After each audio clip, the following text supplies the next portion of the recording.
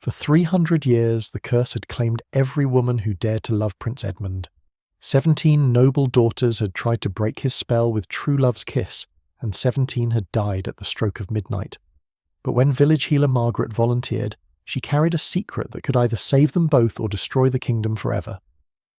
The autumn wind howled through the bare branches surrounding Blackmore Castle as Margaret approached the massive iron gates that had kept the cursed prince imprisoned for over a decade. The villagers had begged her not to come, crossing themselves and whispering prayers as she gathered her meagre belongings and prepared for what they all believed would be her final journey. But Margaret carried knowledge that no one else possessed, knowledge passed down through 5 generations of healers in her bloodline, knowledge that might finally break the most powerful curse ever cast upon the royal family of Valdoria. Prince Edmund stood at his tower window, watching the small figure approach through the gathering dusk. She walked with the steady gait of someone accustomed to traversing difficult terrain in all weather, her healer's satchel bouncing against her hip with each determined step. Unlike the 17 noblewomen who had come before her, this woman showed no hesitation, no trembling fear as she neared the castle that locals called the Fortress of Death. There was something different about her, something that made Edmund's cursed heart beat faster, with an emotion he dared not name. Margaret had been the village's most gifted healer since her 15th birthday, when her grandmother had passed the ancient knowledge to her with trembling hands and urgent whispers. "One day," the old woman had said, "you will face a curse that goes deeper than flesh, deeper than blood. When that day comes, remember, some wounds can only be healed by those willing to bear them." At the time, Margaret had thought her grandmother was speaking metaphorically about the emotional pain healers must witness. Now, as she climbed the stone steps to the castle's main entrance, she understood the literal truth of those prophetic words. The massive doors swung open before she could knock, revealing a gaunt butler whose eyes held the hollow look of a man who had watched too many hopes die. "Miss Margaret," he said with formal politeness that barely concealed his despair, "His Royal Highness Prince Edmund awaits you in the Great Hall. I am Pemberton, and I am sorry for what you are about to endure." The Great Hall stretched before her like a cathedral of shadows, its vaulted ceiling lost in darkness despite the dozens of candles that flickered from iron sconces along the walls. Portraits of the 17 women who had died attempting to break the curse lined the chamber like a gallery of ghosts, their painted eyes seeming to follow Margaret's progress across the cold stone floor. Each portrait bore a small brass plaque with a name, age, and date of death. All the same date, the night they had tried to kiss the cursed prince at the stroke of midnight. Prince Edmund emerged from the shadows near the massive fireplace, and Margaret's breath caught in her throat. Even under the curse's influence, he was magnificent. Tall and broad-shouldered, with dark hair that caught the candlelight and eyes the colour of storm clouds over the sea. But there was pain etched into every line of his face, a bone-deep weariness that spoke of carrying an unbearable burden for far too long. "You shouldn't have come," he said, his voice rough with emotion.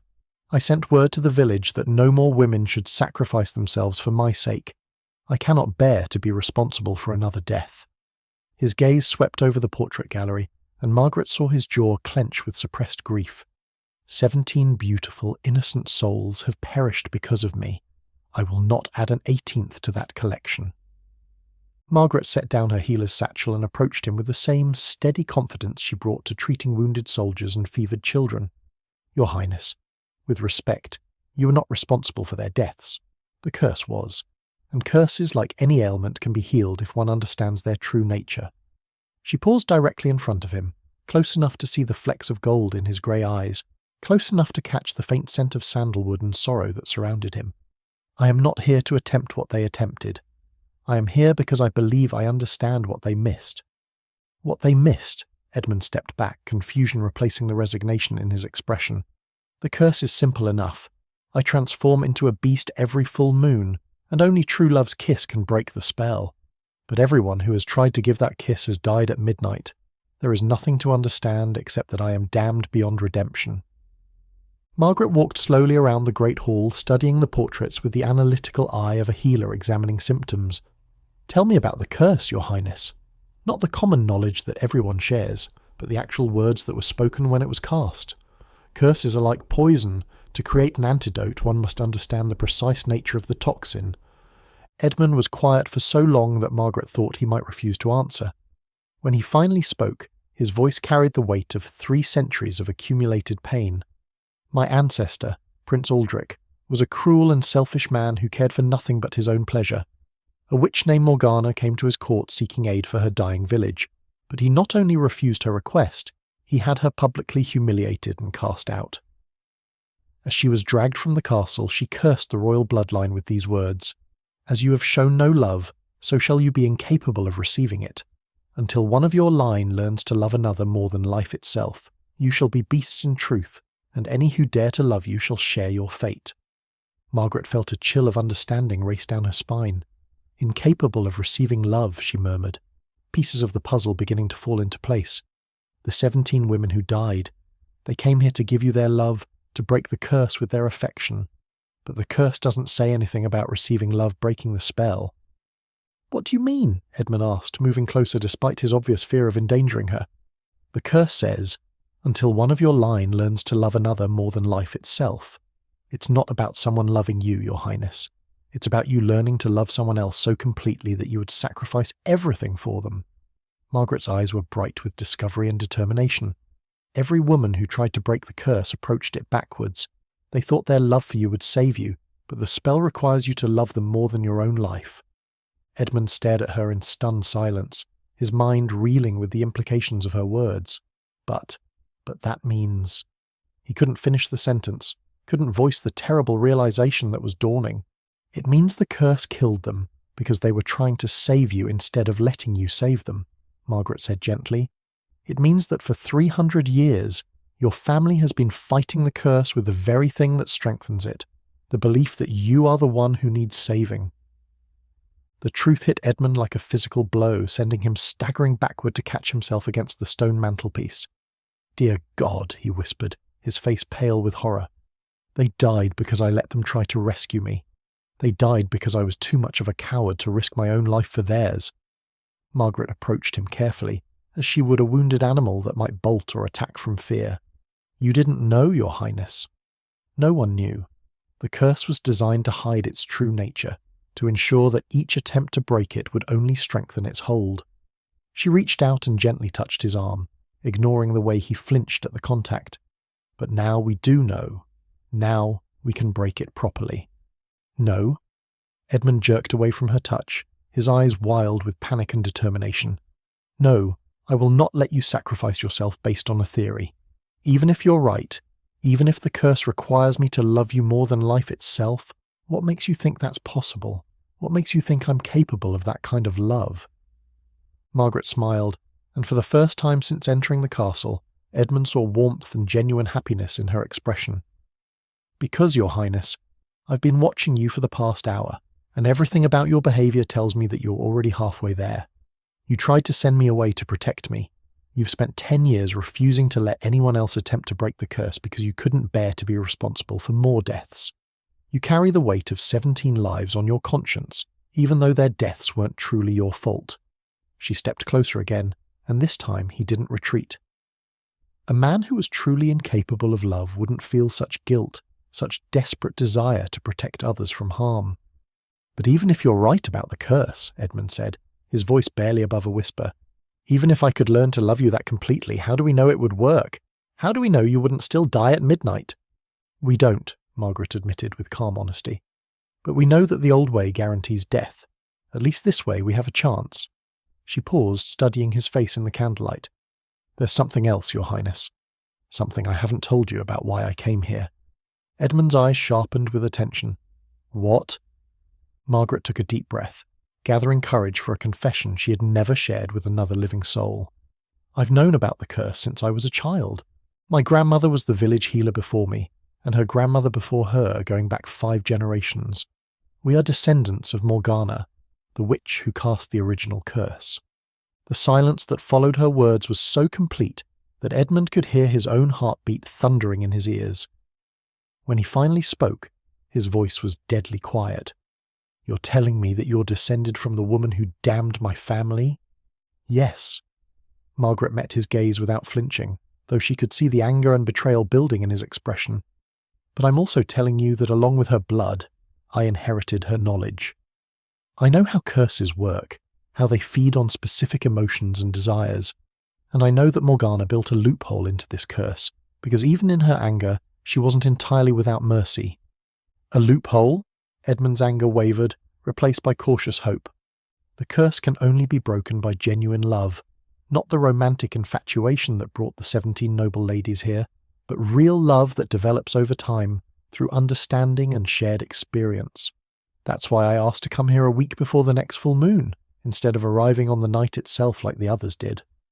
Margaret reached into her healer's satchel and withdrew an ancient leather-bound journal. This contains everything Morgana knew about the curse, passed down through my family line. She expected that someday, one of her descendants might have the chance to undo what she had done in a moment of rage and pain. Edmund stared at the journal as if it were a venomous snake. Why should I trust you? How do I know this isn't some elaborate trap to ensure the curse continues? Because, Margaret said simply, if I wanted to ensure the curse continued, I would do nothing. In 3 days, when the full moon rises, you will transform just as you have for the past 10 years. The curse doesn't need my help to persist. It needs my help to be broken. She held out the journal to him. Read Morgana's own words, Your Highness. Learn the truth about what she really wanted when she cast this spell. With trembling hands, Edmund took the ancient journal and opened it to the first page. The writing was faded but legible, and as he read, his expression shifted from suspicion to amazement to something that might have been understanding. She writes that she cursed Prince Aldrich not out of pure vengeance, but to teach his bloodline what she had tried to explain with words. That true leadership requires the ability to put others before oneself, Edmund read aloud. She says the curse would force future princes to learn genuine love and sacrifice, qualities that would make them worthy rulers. Keep reading, Margaret encouraged gently. Edmund turned the page and continued. She describes the loophole you mentioned. The curse can only be broken during a full moon, by a prince who has learned to love someone more than his own life, and that someone must be willing to trust him completely, even unto death. He looked up at Margaret with wide eyes. She's describing a mutual leap of faith. You have to trust me enough to let me try to save you, even though attempting to break the curse might kill you. And I have to love you enough to risk my life for yours, even though failure would mean your death. Exactly. Margaret smiled, though Edmund could see the fear she was trying so hard to hide.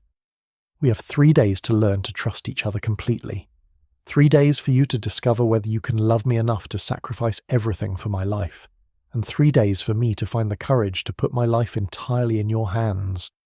Edmund closed the journal and set it aside, then took Margaret's hands in his.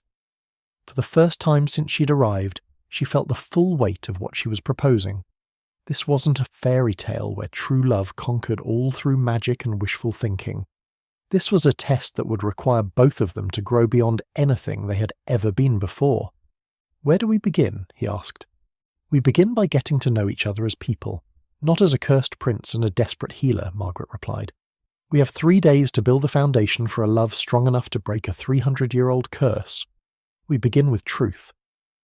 Over the next 3 days, Margaret and Edmund embarked on the most intense courtship in royal history.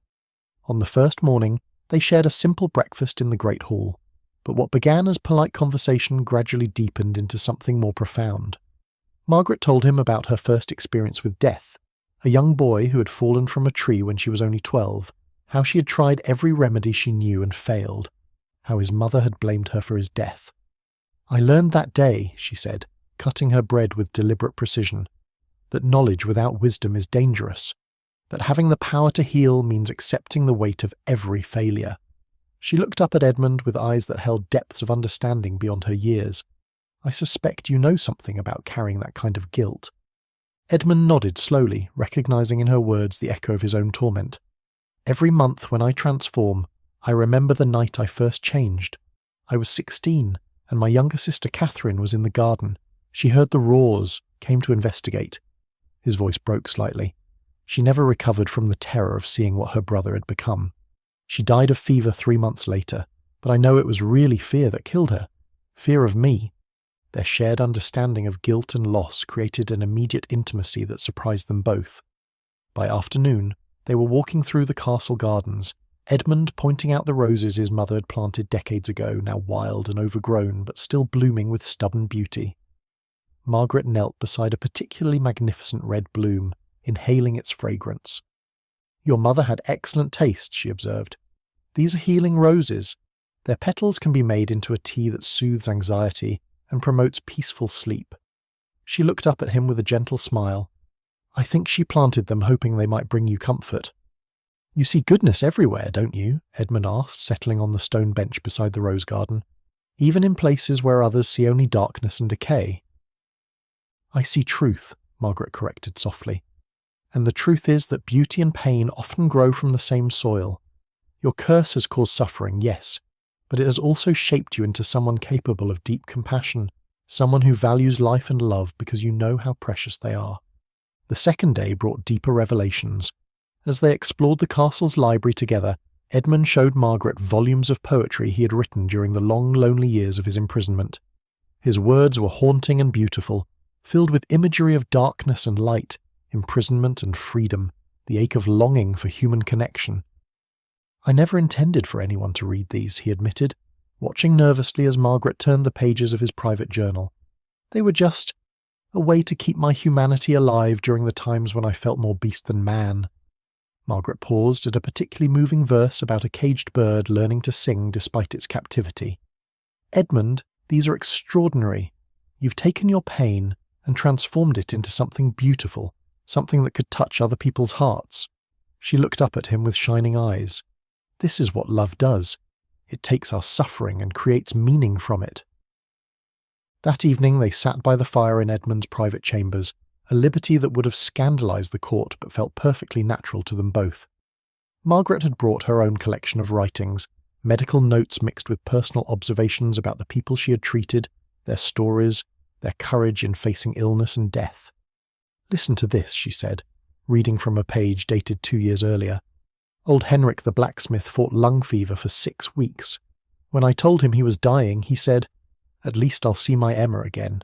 He spent his last days writing letters to his grandchildren, telling them stories about their grandmother, making sure his love would outlive his body." She smiled softly. "He taught me that death isn't always the enemy. Sometimes it's just the next chapter in love's story." Edmund studied her face in the firelight, marvelling at how she could speak of death without bitterness or fear. "You truly don't fear dying, do you? Not even knowing what awaits you tomorrow night?"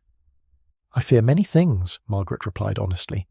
"I fear that we might fail, that your curse might become unbreakable, that future generations might suffer because of our choices. But I don't fear dying for love.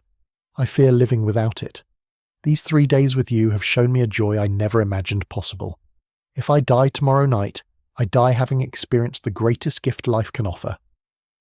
On the third day, their final day before the full moon, they made practical preparations while simultaneously diving deeper into emotional intimacy than either had ever experienced. Margaret spent the morning in the castle's herb garden, gathering plants that might help Edmund through the transformation process, not to prevent it, but to ease the physical pain that accompanied the change. "You don't have to do this," Edmund said, watching her carefully select leaves and flowers. "The transformation is my burden to bear."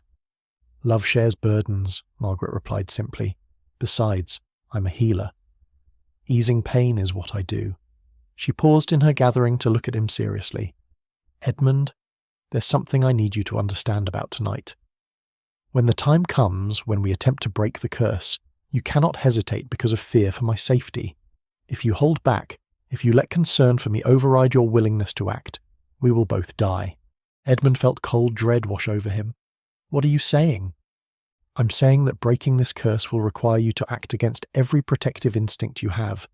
You will have to choose to save me in the face of almost certain failure, trust in our love even when everything looks hopeless." Margaret took his hands in hers, her grip firm and steady. "Can you do that? Can you love me enough to risk losing me?" That afternoon, they performed a practice version of the ritual they would attempt that night, going through each step until they could execute it flawlessly, even under the pressure of transformation and mortal fear. But beneath their practical preparations ran an undercurrent of desperate passion, as if they were trying to fit a lifetime of love into a single day. "Margaret," Edmund said as evening approached, his voice rough with emotion, "if we don't survive tonight—" "We will survive," she interrupted fiercely. We will survive because our love is stronger than Morgana's curse, because we've found something worth fighting for. She cupped his face in her hands, memorizing every detail. But if we don't, know that these 3 days have been the most beautiful of my life. Know that loving you has been my greatest privilege and my deepest joy. On the second day, as they sat in the castle's library surrounded by dusty tomes and afternoon sunlight, Margaret made a discovery that changed everything they thought they knew about the curse. "Your Highness," she said, looking up from a particularly ancient volume, "I've found something important. This book contains records of curses and their breaking throughout history, and there's a section here about inherited magical afflictions." She turned the book toward him, pointing to a passage written in Latin. "It says that curses tied to bloodlines grow stronger with each generation, but they also become more vulnerable to being broken permanently." Edmund leaned closer to read over her shoulder, and Margaret caught her breath at his nearness.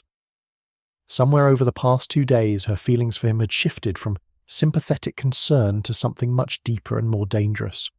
"What does that mean for us?" he asked, seemingly unaware of the effect his proximity was having on her. "It means that if we succeed in breaking the curse, it won't just lift from you. It will be broken forever for any future children you might have. But it also means that the consequences of failure are more severe. If we fail, the curse will become permanently unbreakable. No one will ever be able to attempt it again." Edmund pulled back to look at her face, seeing the full weight of what she had discovered reflected in her eyes. "You're saying that if we try and fail, not only will you die, but I'll be condemning any children I might eventually have to the same cursed existence." "Yes," Margaret's voice was steady, but Edmund could see the fear she was struggling to contain. "I'm sorry, Your Highness. I know this makes the decision infinitely more difficult." Edmund stood abruptly and walked to the library's tall windows, staring out at the grounds where 17 stone monuments marked the graves of the women who had died trying to save him. When he finally spoke, his voice was heavy with resolve and sorrow. "It doesn't make the decision more difficult, Margaret. It makes it impossible to live with any other choice. If there's even a chance that breaking the curse now could save future generations from this nightmare, then we have to try." He turned back to face her, and Margaret was startled by the transformation in his expression. Gone was the hesitant, guilt-ridden man she had met 3 days ago. In his place stood someone who looked every inch a prince, determined, courageous, and absolutely committed to doing whatever was necessary. "Besides," he added with a smile that made her heart skip, "I find that I'm no longer doing this just to break a curse. I'm doing it because somewhere in the past 3 days I've fallen completely and irrevocably in love with you." Margaret felt tears prick her eyes at his words, not because she doubted them, but because she knew them to be utterly true. She had felt the change in herself as well, the gradual shift from duty to genuine care to something that felt powerful enough to reshape the world. "I love you too," she whispered, and saying the words aloud felt like the most natural thing in the world. But even as they acknowledged their feelings, both knew that love alone would not be enough. The curse required not just love, but a love so complete that it prioritized the beloved's life over one's own. It required trust so absolute that each would willingly place their fate entirely in the other's hands. On the third and final day, as evening approached and the full moon prepared to rise, Margaret and Edmund made their final preparations. They had studied Morgana's journal until they knew every detail of the curse and its breaking. They had practiced the ritual that would need to be performed at the exact moment of transformation. Most importantly, they had reached the deep, unshakable certainty that whatever happened when midnight struck, they would face it together. "Are you ready?" Edmund asked as they stood together in the great hall, moonlight beginning to stream through the tall windows. Margaret looked into his eyes and saw her own resolve reflected back at her. "I'm ready." As the clock tower began to chime 11 o'clock, Edmund felt the familiar burning sensation in his bones that heralded the transformation. But this time, instead of retreating to his tower to endure the change alone, he remained in the great hall with Margaret, trusting her to see him at his most vulnerable and still love him. The transformation was more terrible than Margaret had imagined, but also more heartbreaking. As Edmund's body contorted and changed, becoming something that was neither fully man nor fully beast, she saw the pain in his eyes, not just physical pain, but the anguish of a man who believed himself to be a monster. Without hesitation, she moved toward him instead of away, placing gentle hands on his altered form and speaking words of comfort and love. "I see you," she whispered as the transformation completed. "I see the man you are beneath everything else, and I love you." Nothing can change that. The beast that had been Edmund looked at her with eyes that held human intelligence and overwhelming gratitude. For the first time in 10 years, he was not alone during his cursed state. For the first time, someone had chosen to stay with him through his darkest hour. As midnight approached, they moved to the castle's highest tower, where Morgana's journal indicated the curse-breaking ritual must take place. Margaret had memorized every word, every gesture that would be required, but she also knew that the success of the ritual depended on something that couldn't be scripted or practiced, the absolute sincerity of their love and sacrifice. The clock began to chime midnight, and Margaret felt her heart pound with terror and hope in equal measure. This was the moment when 17 women before her had died. This was the moment when everything would be decided. "Edmund," she said, looking into the beast's eyes and seeing the man she loved, "whatever happens, know that choosing to love you has been the greatest joy of my life. If I die tonight, I die grateful for these 3 days with you." The beast's form shuddered, and for a moment Margaret thought the transformation was reversing early. Then she realized that Edmund was crying, tears of love and gratitude and desperate hope streaming down his altered face. As the 12th chime rang out across the castle grounds, Margaret leaned forward to kiss the beast, but Edmund pulled back, shaking his head. This was the moment of truth, the test that would determine whether they had truly understood the curse. Instead of allowing Margaret to risk her life for his sake, Edmund gathered every ounce of his strength and threw himself between her and the dark magic that had claimed 17 lives before hers. The curse, sensing that its pattern was being broken, lashed out with supernatural fury, but it found Edmund's love for Margaret more powerful than its own malevolent force. The magic that had intended to kill Margaret for daring to love a cursed prince instead encountered Edmund's absolute willingness to die for her sake. For the first time in 3 centuries, the curse found something it could not overcome, a love that truly put another's life above one's own. Light exploded through the tower room, brilliant and warm and cleansing. When Margaret's vision cleared, she found Edmund kneeling on the stone floor in his human form, completely healed and free of the curse that had defined his existence. But more than that, she could see in his eyes that the man who had emerged from the curse was different, stronger, more complete, finally able to love and be loved without fear or reservation. "Is it over?" she asked, hardly daring to believe that they had succeeded where so many others had failed. Edmund rose and took her in his arms, and Margaret felt the truth in the warmth of his touch, the steadiness of his breathing, the absolute peace in his expression. "It's over," he confirmed. "For me, for any children we might have for generations to come, the curse is broken forever." As dawn broke over Blackmore Castle, Edmund and Margaret stood together at the tower window, watching the sun rise on the first day of their curse-free future. The village bells had begun to ring in celebration as word spread that the impossible had finally been accomplished. The cursed prince was free, and love had indeed conquered all.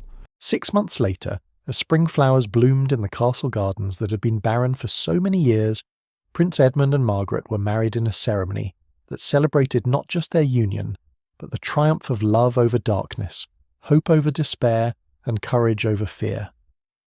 The 17 stone monuments that had marked the graves of failed attempts were replaced with a beautiful garden where children from the village could come to play, symbolizing the new life and joy that had taken the place of centuries of sorrow. But perhaps the most beautiful part of their story was not its dramatic climax, but the quiet years that followed, years filled with the ordinary magic of 2 people who had learned to love each other completely, building a life together that honored both the sacrifice that had freed them and the hope that would guide their future. They had proven that true love was not just about grand gestures and fairy tale endings, but about the daily choice to put another's happiness before your own, to trust completely, and to believe that love, real love, was always worth fighting for. And in the great hall of Blackmore Castle, where 17 portraits had once served as monuments to failure and death, a new portrait was installed, a beautiful painting of Prince Edmund and Princess Margaret on their wedding day, surrounded by children and laughter, with an inscription that would inspire lovers for generations to come. "Love that sacrifices for another will never be sacrificed in vain."